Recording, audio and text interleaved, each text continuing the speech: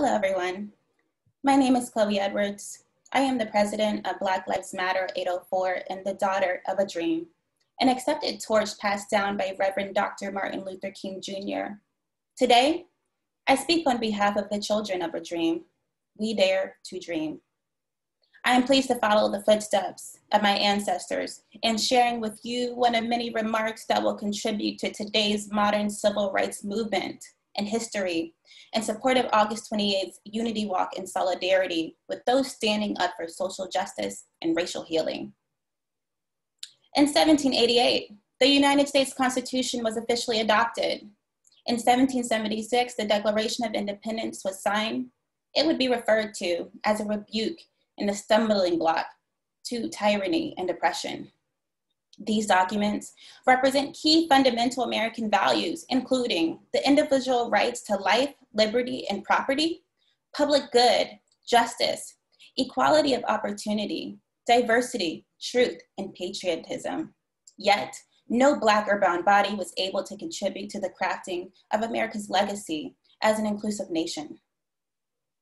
On January 1st, 1860, the Emancipation Proclamation was signed. It declared that all persons held as slaves within the rebellious states are and henceforth shall be free. Yet Black Americans were unable to celebrate the abolishment of slavery until June 19, 1865, known as Juneteenth, an annual holiday that commemorates the end of slavery in the United States. The United States of America was built off of the backs of slaves that first arrived to Virginia over 400 years ago. Yet while the nation as a whole gained access to economic and political prosperity, equity, equality, prosperity, and justice have still not been reimbursed, reconciled, or repaired on behalf of the ancestors and generations of Black and brown bodies who await to see the day in which the voices of angels hovering over the slaves of the past will be finally seen, listened to, and heard. I echo Dr. Martin Luther King's sentiments.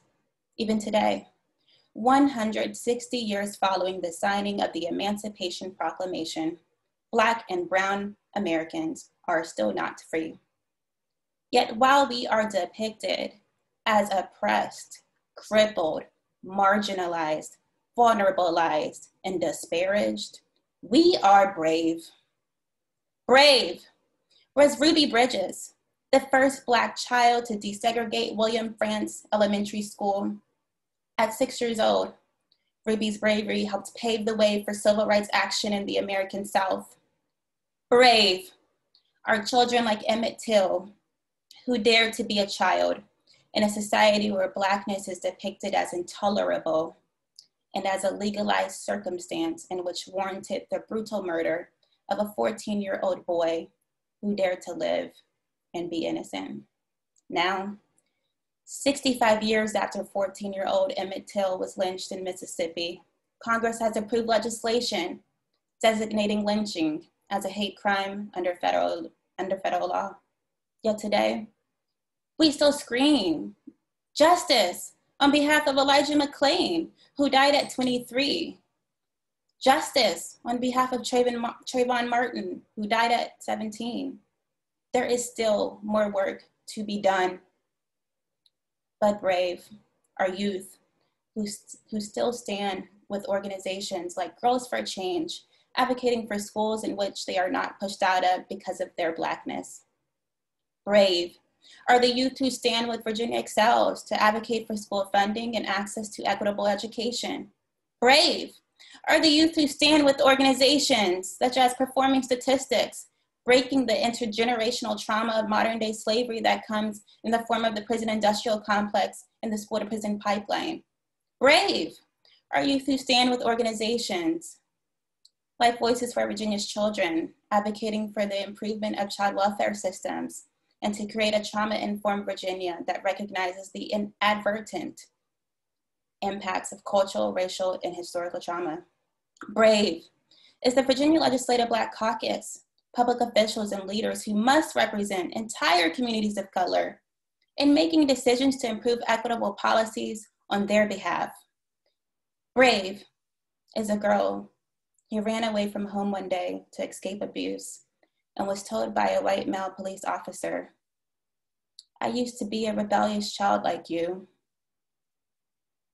One day, I learned to be quiet. I am that little girl. Today, I refuse to sit quietly and further perpetuate long-standing systemic injustices. Today, it would be a further injustice to sit quietly and performatively as a state and a nation by overlooking the products of the exacerbation of racism as a multidisciplinary trauma and public health crises. Privilege is the option to choose. Privilege is the option to be comfortable. Privilege is the option to ignore the everyday experiences of Black and Brown Americans and community members who cannot.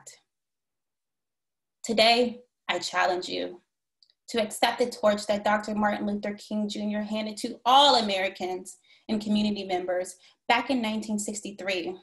I challenge you with the adoption of the implementation of that dream, whether it is marching alongside Black and Brown community members, whether it is enacting public policies that combat inequalities, whether it is advocacy, reaching out to your public officials and allyship to ensure that voices of at-promise communities are seen and heard, whether it is through the rewriting of history in academia, and whether it is through public good and servitude.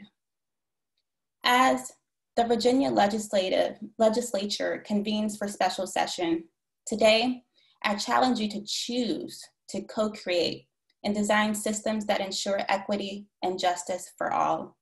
Today, we dare to dream on behalf of the past, present, and future generations of all of humankind who choose and do continue to choose bravery.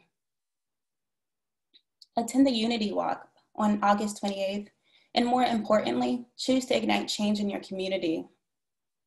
Join me in being brave. Like, comment, and share this speech. Tell everyone how you would choose bravery. Thank you.